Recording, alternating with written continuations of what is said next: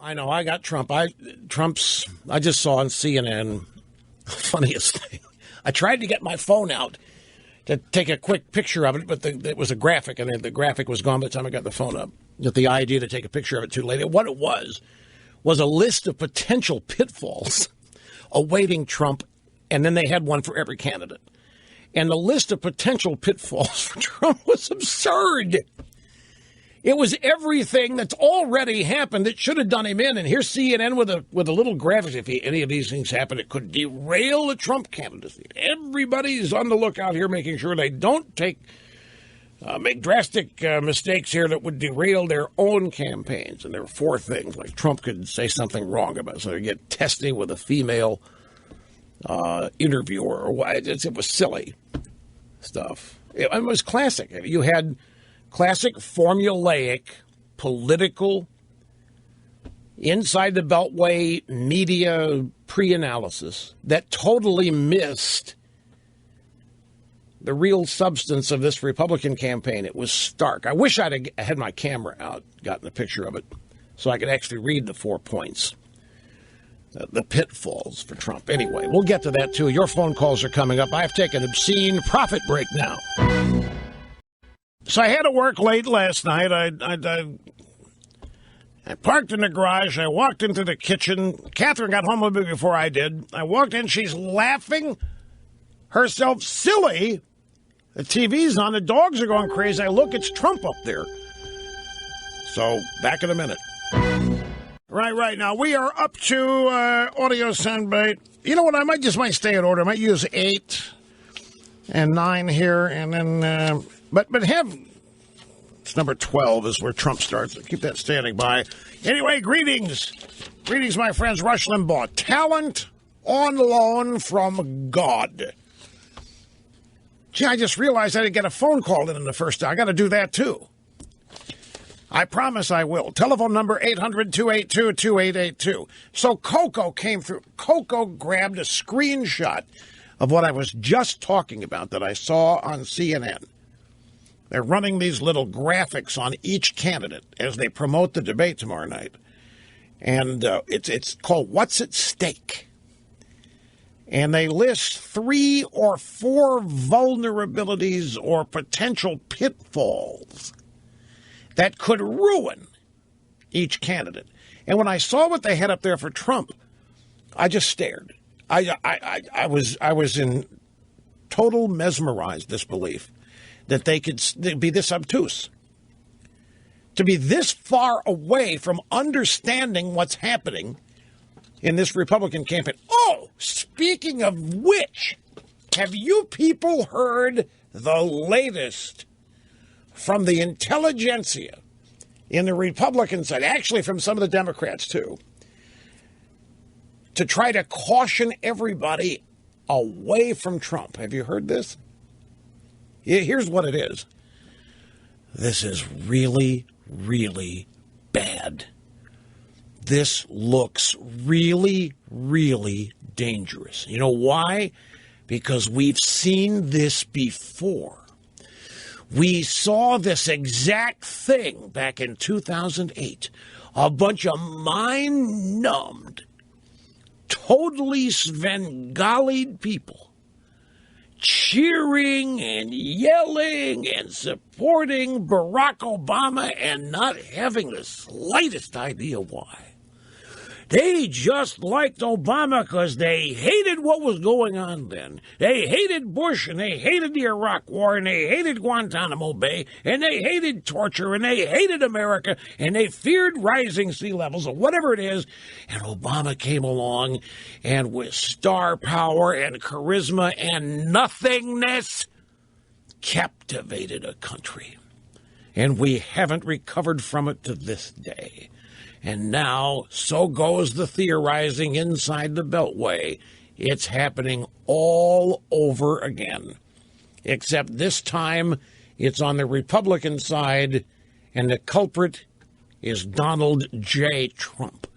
Donald J. Trump has cast a spell over otherwise well-intentioned and good people who are so fed up and so angry and so marginalized and feel so left out that they are willing to support what may end up destroying the country just to get even with what happened to them 8 years ago. Have you heard that, Dawn? Have you heard that being... Well, if you haven't, hang in there, because it's robust. It is the latest technique being used to try to shame Trump supporters into what the establishment says is, wake up! Don't you people realize you're being had? This guy is a phony, meaning Trump. This guy's using you. This guy's not saying anything, and you think he's saying everything. He's saying nothing, so you can make him be saying whatever you want to hear. Whatever you want him to say, he's saying it, even while he says nothing. He's not saying anything, and you're out there cheering it. It's like you're showing up at a stand-up comic routine. You got to snap out of it. The same thing is happening now that happened in 2008. It's not good for America. That's how it goes. So how many of you who either have been to a Trump rally or watched last night from Dallas, from American Airlines Arena. In fact, people have gone so far as to say the last time something like that happened in Dallas, Obama did it. At the old Reunion Arena. Now it's American Airlines Arena. And Obama had the same number of people Trump did, 17, 18,000. And the reaction amongst the Trump supporters, no. Trump's about substance. Obama was never about substance. Obama purposely presented himself as an empty canvas. But Trump is being very specific. Trump is being very specific about what's wrong. He's very specific about what he's going to do and why he's the best one to do it. That's what the Trump supporters tell you. Anyway, here's the screen grab, CNN. This is what I tried to get a picture of. I got my camera out too late. What's at stake? They've got a picture of a smiling Trump here on the left. The headline, well, it's not the headline is what's at stake. And the graphic at the bottom here says make or break night for GOP candidates. And then the CNN bug in the lower right-hand corner. What's at stake for Donald Trump? Here are the three things. You ready? has shown serious vulnerabilities on factual matters. Really? Stray remark could offend women, other key groups.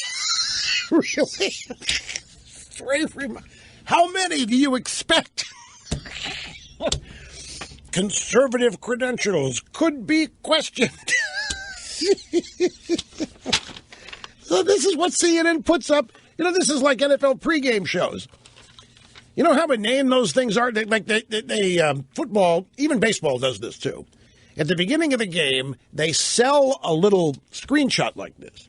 The 3 keys to the game. Phil Simms' 3 keys to the game. And things like, get off to a good start. Don't let the other team score. And make sure you score more than the other team. That is considered unique Phil Simms insight. And they do it for everybody. Except Collinsworth. NBC doesn't do it because they don't delve into that. But they do it as a means of selling advertising. There's no advertising on this that I can see. But if it's that inane, don't let the other team score, get off to a fast start, control the line of scrimmage, some such that both teams are trying to do the whole game. There's nothing special. There's nothing insightful about it. So this is meaningless. Donald Trump has shown serious vulnerabilities on factual matters. Has any of it mattered yet? Why is it all of a sudden going to matter on a CNN debate? Stray remark could offend women, other key groups. That's happened too. And is there any sign there's any damage from it? Well, what does CNN think is going to happen if he does it again tomorrow night? Is there going to be, what's at stake? Make or break night for GOP. This is make or break stuff for Trump? This is nowhere near what make or break for Trump is.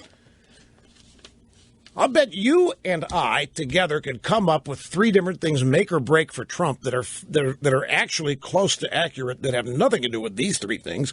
Conservative credentials could be. It's not even about conservative credentials at this point. I mean, let's take it, has shown serious vulnerabilities on factual matters. Okay, so he says something that's factually incorrect. Who is going to care among his supporters? Nobody. Stray remark could offend women, other key groups. You mean like when he said, look at Carly Fiorina's face? Who'd want to see that face every day as president? You mean something like that? Stray remark could offend women, other key groups. Trump's already done all of these things. And CNN, however, hyping their debate makes it look like tomorrow night could be the night that Trump blows it. That's what they're setting up here.